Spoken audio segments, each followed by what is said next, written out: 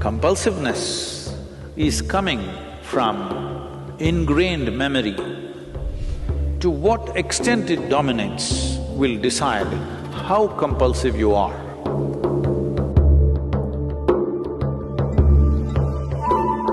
Don't try to counter it, don't try to forcefully beat it. What spiritual process means is to create an awareness, to become conscious in such a way that we override the memory.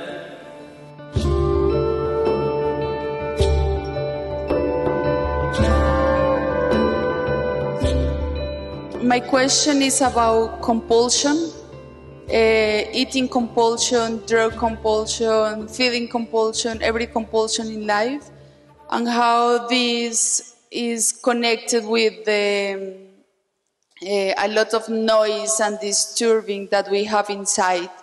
How we express this noise inside through the compulsion to outside. See, what you call as compulsive is, generally, people only recognize compulsive physical behavior. Somebody is addicted to drink, somebody is addicted to something else, somebody compulsively is abusive or something else negative that they cannot avoid doing is considered compulsive. But we must look a little deeper. The very way we sit and stand, largely it's compulsive.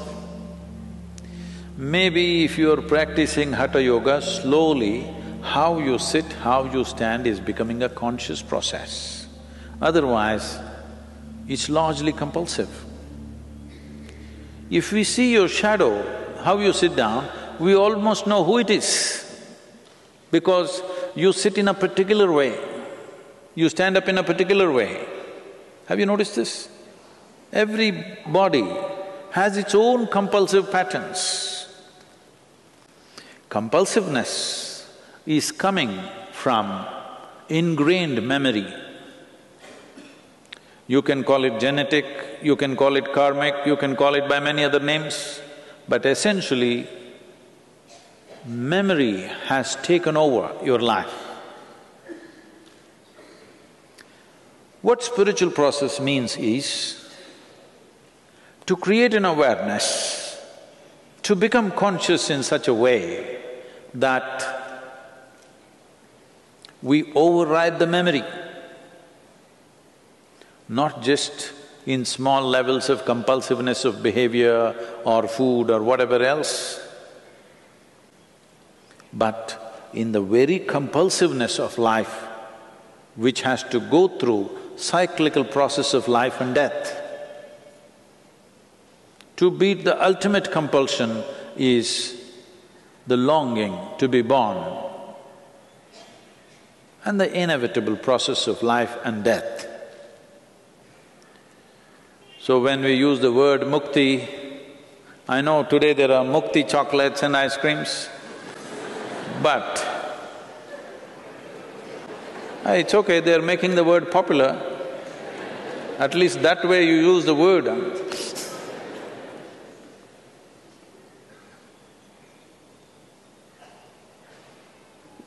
So, essentially compulsiveness means something is going cyclical.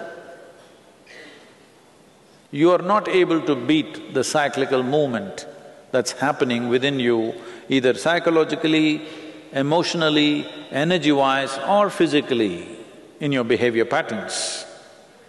Maybe you are noticing only the behavioral patterns, the compulsive nature of your behavior. You are not noticing the compulsive nature of your thought unless it becomes very acute, compulsive nature of your emotion, compulsive nature of the way the energy patterns move, and above all, the compulsive nature of your very existence. Every aspect of life is influenced by memory. To what extent it dominates will decide how compulsive you are. It is like… I think I said this some time ago.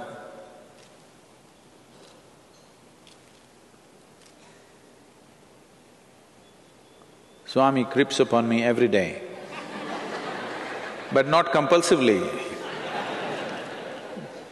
When on the headphones they hear my voice is little going like that, he's coming with a warm drink,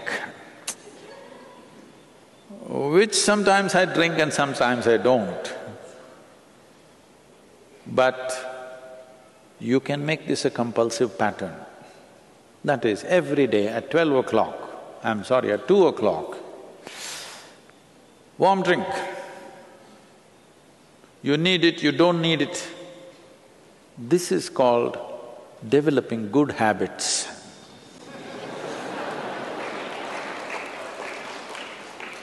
There are no good habits. All habits are bad because habit means you're trying to operate in a compulsive pattern. When you feel thirsty, you drink water. No, not like that. Doctor tells you every day 3 liters of water, half the time you're in the pee place.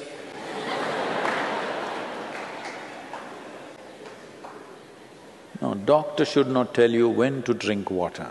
You must be conscious when you need water. Something so simple. But no, it's all set. When it's all set, it looks like you're functioning efficiently. Yes, you are. Efficiency without a heart is no good, it's cruel. Adolf Hitler is very efficient, but inhuman. This is what will happen in everybody's life. Unknowingly you become tyrannical. Maybe you will never be, fortunately, as capable as him, but you will become equally cruel to yourself and everybody around you because you have your stupid sense of discipline. Now, but Sadhguru, if I don't wake up my children at 6 o'clock, they will wake up at noontime. It is true. It is true. You have to wake them up at 6 o'clock, otherwise they may become sloth. So this is a fine game. Life is a fine game. If you want to do it in a crude way, you can do it. But if you want to do it well, it's a fine game. The same thing can be done in many different ways. So, Sadhguru, how do I wake up my children, Sadhguru? In a conscious way, at 6 o'clock in the morning, because they have to go to school at 7. Well,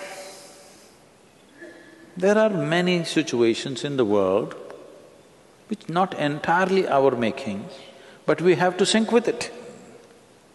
Otherwise, we will become disaligned with everything. We have to wake up the child to send him to school at 7. This happened. At 7 o'clock, not 6, a mother came for the 10th time since early morning and shook her son, "Wake up, you need to go to school." He said, "Mama, nobody likes me in school. The teachers don't like me. The rest of the staff don't like me. The bus drivers hate me.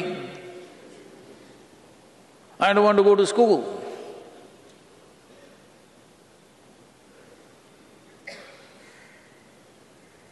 So the mother said,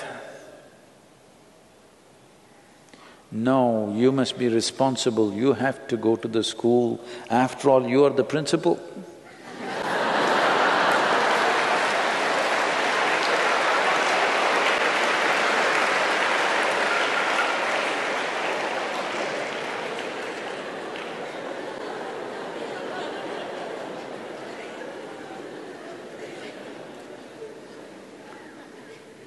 to fulfill certain situations, we create certain patterns, but the pattern can be conscious pattern.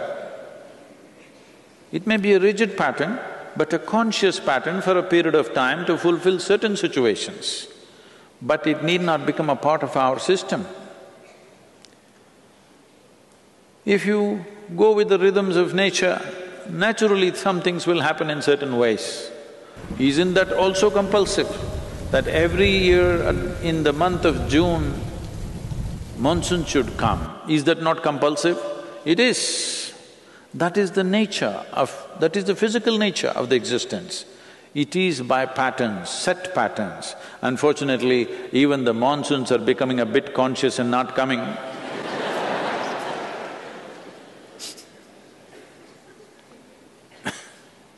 That's an unfortunate break of pattern.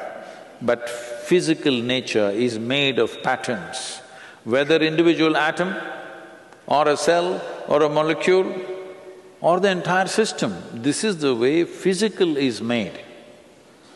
This is the difference or distinction a human being knowingly or unknowingly trying to establish that I am something beyond the physical. No spiritual teaching might have gone into an individual person, but still even that person is trying to somehow prove to himself or herself that I am something more than physical. If somebody treats you just as a physical entity, you don't like it, isn't it? Hello? Physicality falls into set patterns. A dimension beyond physical doesn't fall into any set patterns. That is where it is from that dimension the very idea of consciousness has risen in human mind. Human beings right now, in the evolutionary scale of things, are like, let's say a bird which was left in a cage for a long time. Then, after many years, the cage door is left open, but the bird never makes an attempt to fly because it's gotten used to the cage. It's gotten identified with the cage and it doesn't fly. This is human nature right now. In the evolutionary scale of things, what was a crawling creature now has become like this. Now, the lid is blown away, but still we don't crawl out, simply because of habit, the genetic influence causing compulsive behavior. This happened. A 3-year-old boy told his friend, "When I grow up, I will marry the girl next door." So the friend asked, "Why?" So the boy said, "Because I'm not allowed to cross the street."